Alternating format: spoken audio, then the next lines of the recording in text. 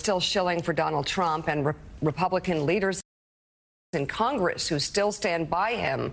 And yet you hear Trump in the past day or so absolutely just ripping to shreds his former generals, the people he hired.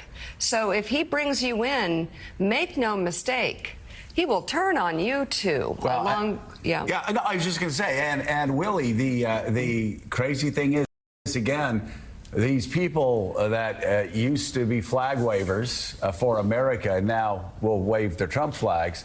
They sit back and smile and will vote for a guy that disparages the United States of America constantly, says he's going to arrest his political opponents, and disparages generals who have given their entire lives for this country. I guess, again, we shouldn't be shocked because, of course, he disparaged John McCain, said he wasn't a war hero because he got shot down. So this has been a long time coming. I don't think I ever expected him to be as disrespectful of military members, of generals, of admirals, and of those who gave their life in defense of this country.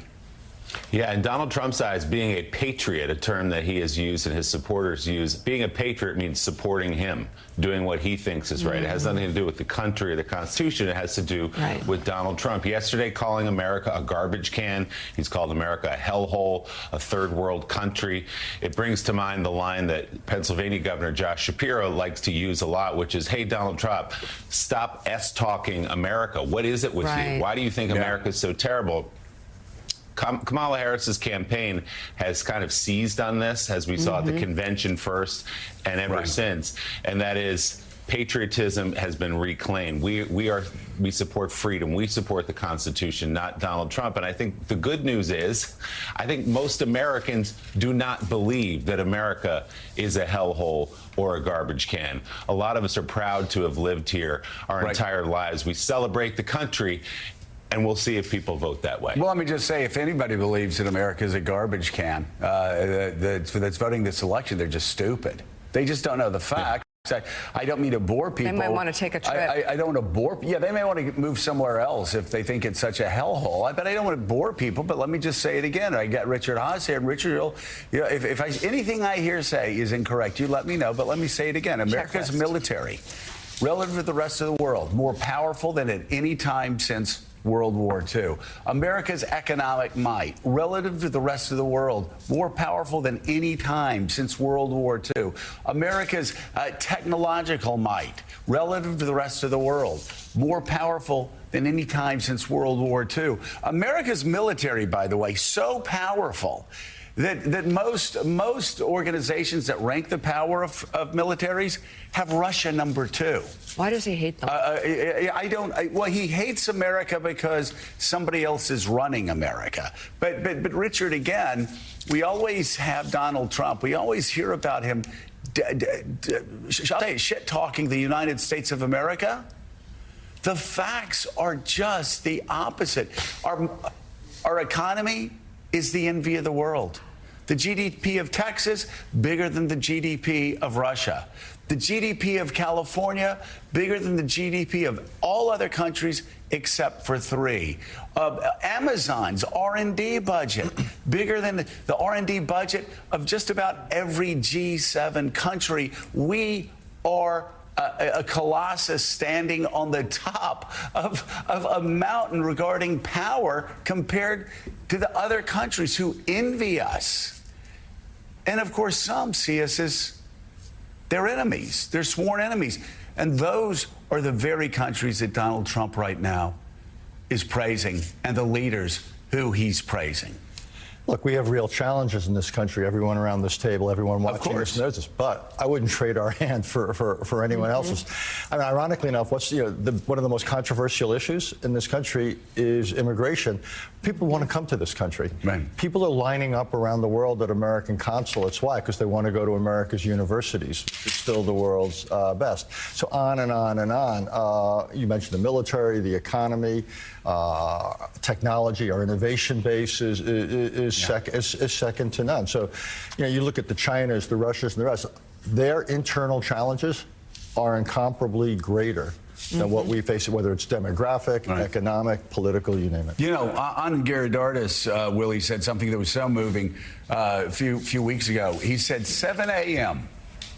across the world, in just about every country, you can go, look for the U.S. consulate, and there will be lines around the block of people who want to come to America.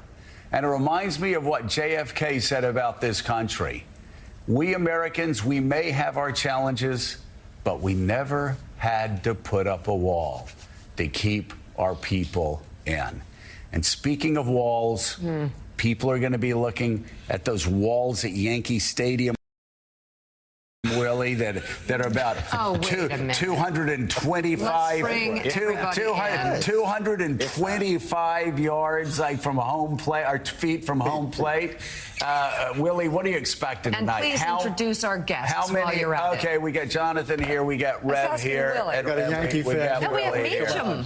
And John Meacham is here as well. And John and I will, of course, thank you, be eating pimento cheese sandwiches. Back to Willie. And sipping sweet tea while we're watching the series tonight. Willie, set it up for us tonight. Well, we Yankee fans are embracing the underdog role here. Obviously, the Dodgers have the best record in baseball. They've got the best lineup in baseball. They got home field advantage. We just hope we can steal a couple games in this series against the mighty, mighty Los Angeles Dodgers. They've got the second best player in baseball. Imagine that in Shohei Ohtani. They're really, really good. So we hope we can hang in with them. We're going to throw a kid named Garrett Cole out there who's going to start and do what he can out of the gate. So we're the underdogs, but you know what? So was that 1980 hockey team, Joe. So we'll see what happens here. Oh, God. All right. Cannot do this, Willie. You know, Lemire, this is plagiarism. This false Southern humility.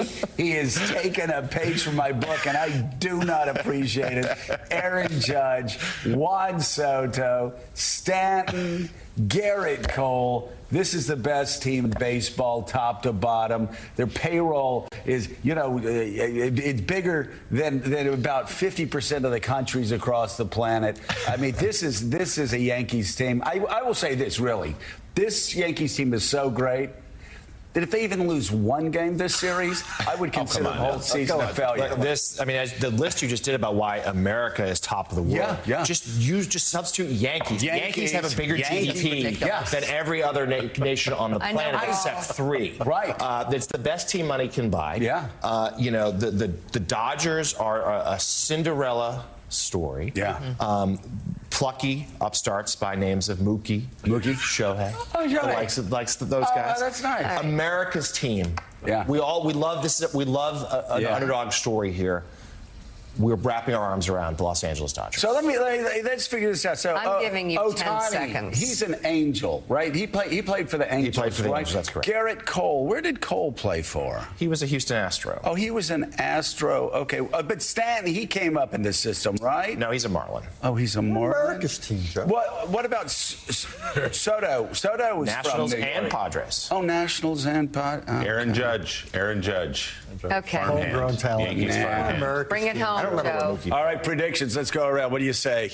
Yanks my in 6. Lord. Yanks in 6. Rev? Yanks. I got to go with the Yanks. I'm a New Yorker. Yeah, okay, what do you say? I'm going Dodgers in 7.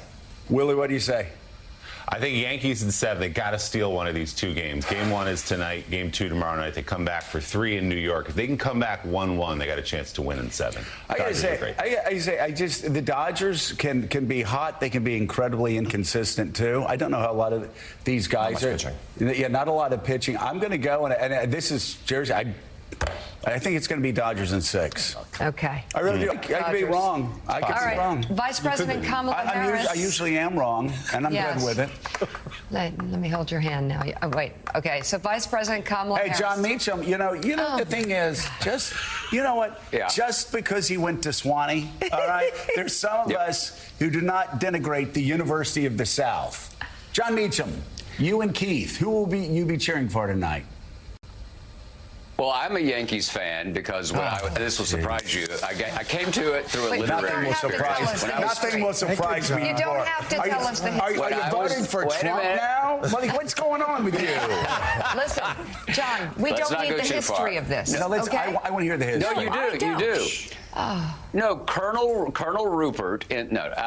So I read a book called Dynasty.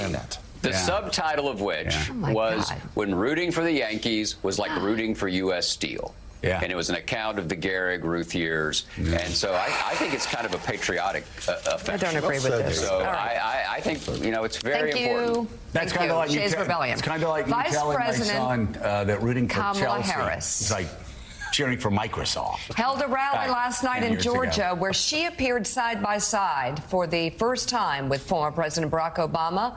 A crowd of 23,000 people, the largest of her campaign. Also heard from Samuel L. Jackson, Tyler Perry, and Bruce Springsteen. My dad's garage, driving all night, chasing some mirage.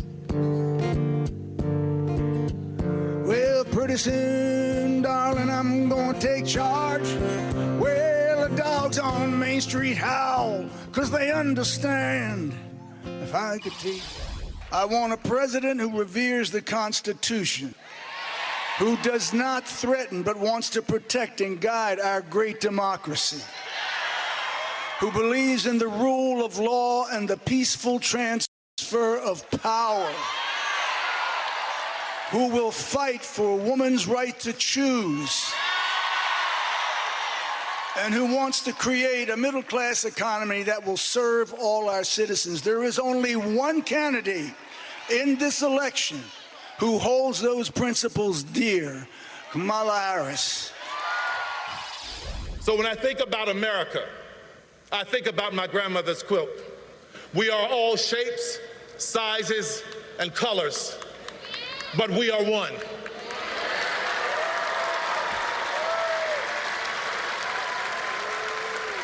And it was so important for me to stand with a candidate who understands that we as America, we are equipped. And I could never stand with a candidate who wants America to be a sheet. Kamala Harris is ready for the job. This is a leader who has spent her life fighting on behalf of people who need a voice, who need a champion. Kamala wasn't born into privilege. She was raised in a middle-class family. She worked at McDonald's when she was in college to pay her expenses. She didn't pretend to work at McDonald's when it was closed. Over the last years, and in particular the last 8 years, Donald Trump has become more confused, more unstable, and more angry. You see it every day. He has become increasingly unhinged. But last time, at least there were people around him who could control him. But do notice in this election, they're not with him this time. There's a choice that everybody has. So let's imagine it for a moment. It's either Donald Trump in there stewing over his enemies list, or me working for you, checking off my to-do list.